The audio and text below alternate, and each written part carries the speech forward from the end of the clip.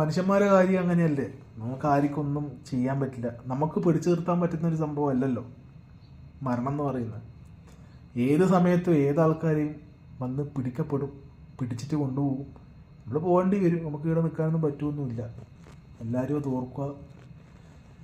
അപ്പോൾ എല്ലാ എല്ലാം എല്ലാം പിടിച്ചു കെട്ടി എല്ലാം എൻ്റെ കാൽക്കീഴിലാണ്, ഞാൻ പറയുന്നതാണ് വലിയത്, ഞാൻ ഈ ലോകത്ത് നല്ല കൊണ്ടുപോകും എന്നുള്ള ഒരു ദൃഢപ്രതിജ്ഞ എടുത്തിട്ടുള്ള ഒരുപാട് ആൾക്കാരുണ്ട് ഈ ലോകത്ത്, നമ്മുടെ നാട്ടിൽ.